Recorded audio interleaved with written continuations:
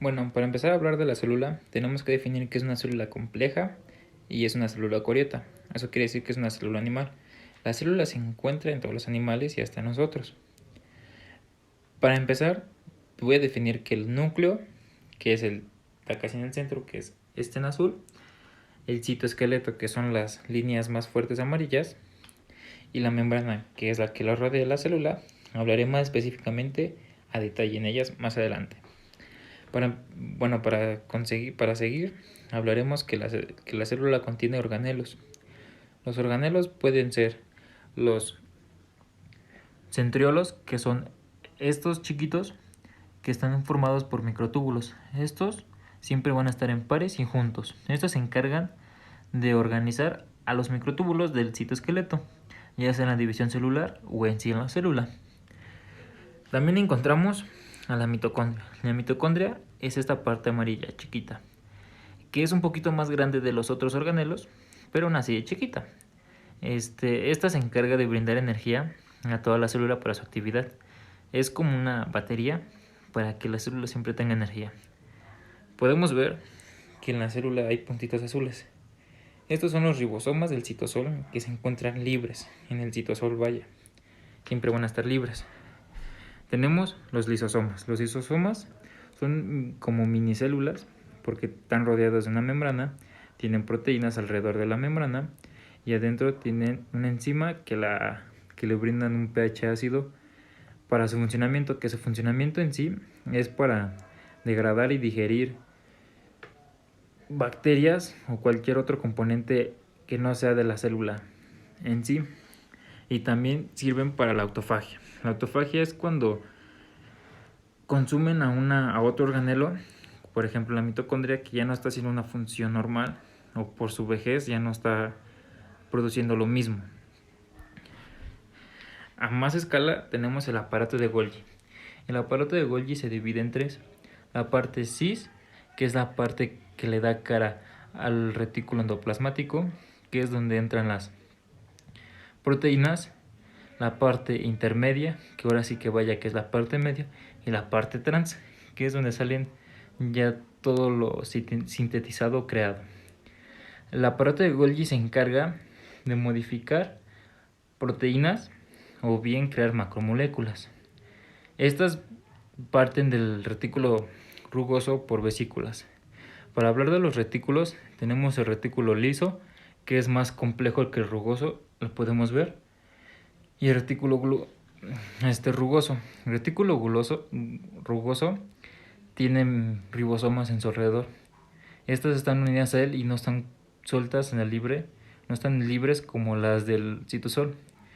El retículo rugoso podemos ver que tiene como formas de membranas como de sacos, como cuencos, y estas están conectadas por medio de pasillos, se podría decir, entre sí. Al igual que el aparato de Golgi, tan igual que tiene como membranas en formas de sacos y como cuenca, es como una cuenca, como un hoyo en medio. Hablaremos ahora del núcleo. Para comenzar a ver el núcleo tenemos que definir que el núcleo es la parte más importante de la célula, ya que el núcleo es el encargado de decidir o definir la acción o la actividad que va a realizar la célula. Podemos empezar hablando que el núcleo tiene una membrana nuclear. La membrana nuclear se divide en dos, la parte interna y la parte externa. En la parte de medio podemos ver que hay un hueco, no están unidas entre sí, son totalmente diferentes. En el centro podemos ver que tiene un nucleoplasma muy parecido al citoplasma de la célula, pero este nucleoplasma tiene ADN. El ADN está formado por fibras de cromatina. Estas fibras de cromatina se pueden unir para formar cromosomas, y los cromosomas son la parte importante para la división celular y transferencia de información genética. En el centro de la célula podemos ver que se encuentra el nucleolo. El nucleolo es el encargado de formar ribosomas. Los ribosomas son muy importantes para la sintetización de proteínas.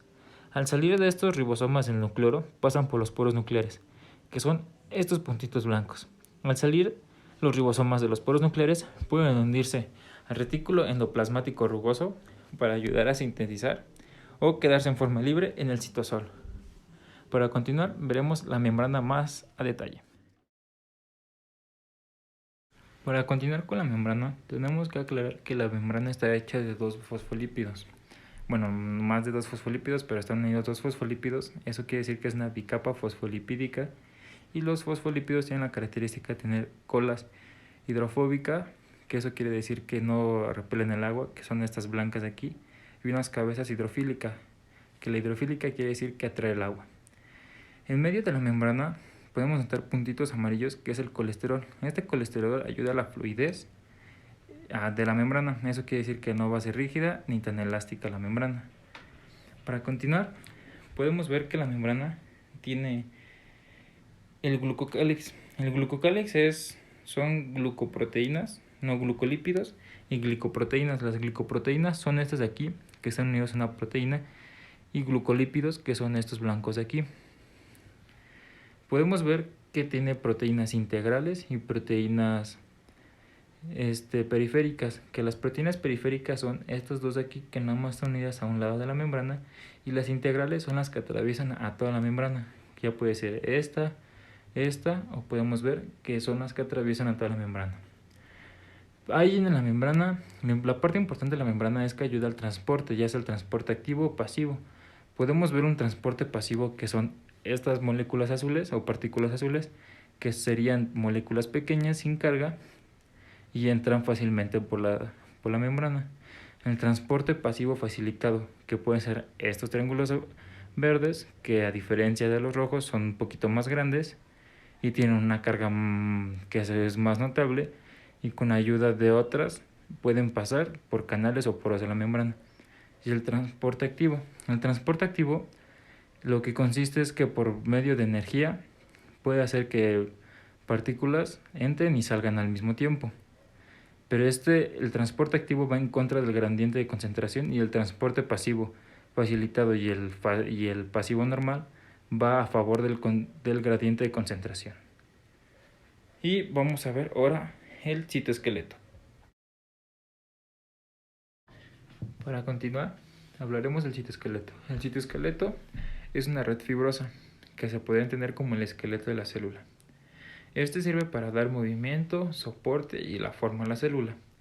Está compuesto por microtúbulos, por microfilamentos y filamentos intermedios. Los microtúbulos están hechos por alfa y beta tubulina, que podrían ser estos, se ve aquí.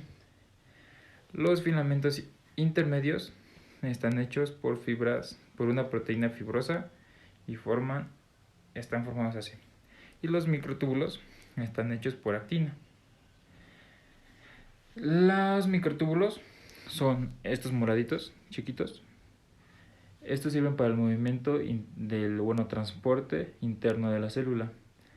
Los microtúbulos son chiquitos, son los más pequeños del citoesqueleto, y estos sirven para el soporte y movimiento de la célula. Y el filamento intermedio es la parte pasiva del citoesqueleto, que es todas las líneas amarillas, que son los que soportan o más bien se fijan a los organelos y le dan prácticamente toda la resistencia a la célula. Y para terminar, podemos ver ya toda la célula unida y junta, con sus respectivos nombres cada organelo o cada parte de la célula. Tenemos que definir que lo que se encuentra del núcleo a la membrana se llama citoplasma. Aquí se puede ver. Es todo lo que lo conforma, ya sea el citoesqueleto, organelos y todo lo que le sigue. Y podemos definir que en el citoplasma se encuentra el citosol, que es donde se encuentran los ribosomas, aclaramos antes. El citosol es la parte acuosa del citoplasma. El citosol ya no se refiere ni a los organelos ni al citoesqueleto, sino solamente el líquido que contiene la célula. Así definimos a la célula y sus partes. Adiós.